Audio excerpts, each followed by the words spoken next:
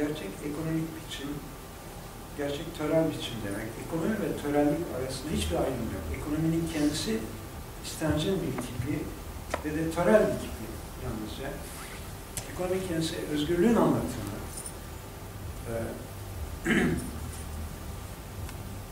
Yani şeyden kurtulmamız gerekiyor. Marksist ya da başka ideolojilerin, insan ilişkilerinin bakışlarından kurtulmamız gerekiyor. Bunlar virüs gibi ya da bakteri gibi kafalarımıza girmiş durumda. Düşüncelerimizi şey yapmıyor, rahat bırakmıyor, özgür bırakmıyor. O yüzden bir misli daha çaba gerektiriyor. Ve realiteye bakın. Törelliğin iyi işlediği yerlerde gönenç yüksek, eğitim yüksek, politik olarak yüksekler. İskandinavya, İngiltere, Amerika Birleşik Devletleri, Avustralya, Yeni Zelanda.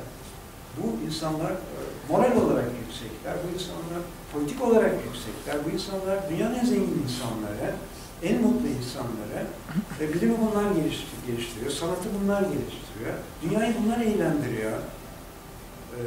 Geri kalan dünya bunlara hükümekten başka ve onların ürünlerini tüketmekten başka bir şey yapmıyor. Bu dünyanın geri kalanı için çok onur kırıcı bir şey. Çünkü onur diye bir şey var. Onur bir insanın kendi değeri demek. Eğer o insan bir şey yapmıyor, özgür değilse değeri yoktur.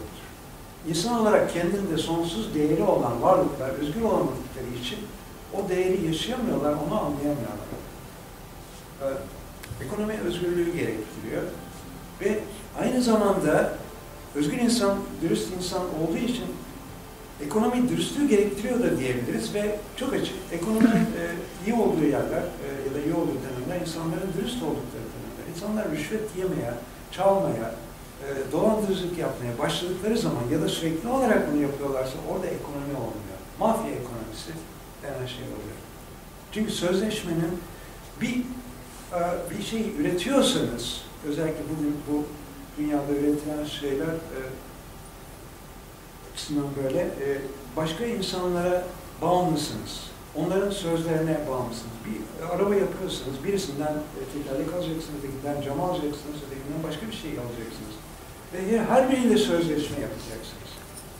O insanlar sözleşmelerine uyarlarsa, dürüst insanlar iseler, o zaman siz amacınıza ulaşırsınız. Eğer yamuk insanlarla çevriliyseniz, ahlaksız, erdemsiz, duyusuz bir kültürün içindeyseniz, herkes birbirini aldatmaya çalıştığı için hiçbir şey yapamazsınız.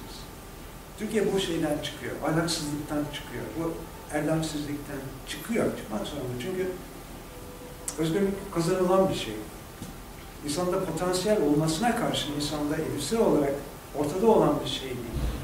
Ve özgürlüğün kazanılması da özgürlüğü gerektiriyor. O nedenle özgürlük ilk anda mükemmel değil.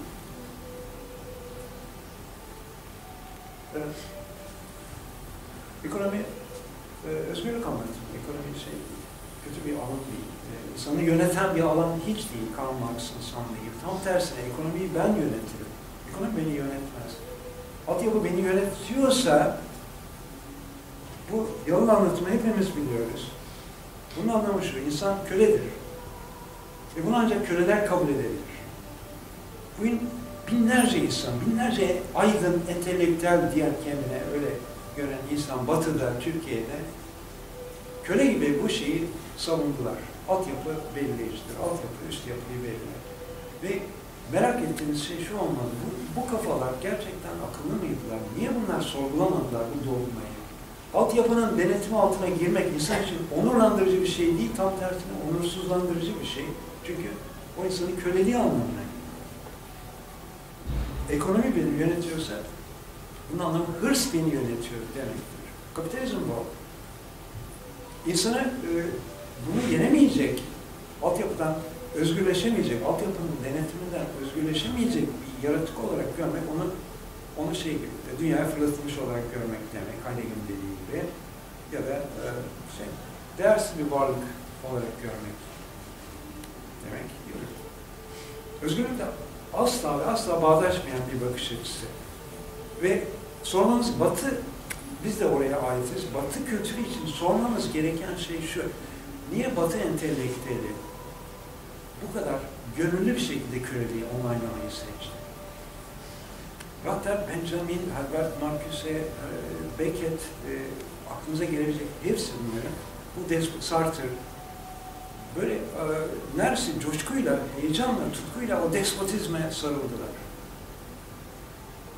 Ve de apaçık ortada. Bu öğreti başından beri.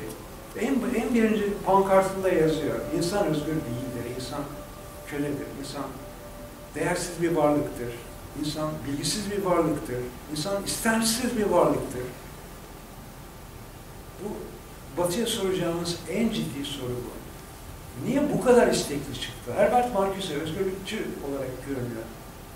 Ölünceye kadar Marksist görünmede diretti. Marksist değildi aslında içeriğinde. Yazdıkları asla Marksist'le bağdaşmadı ama yine de o kölelik tininden dışarı çıkamadı.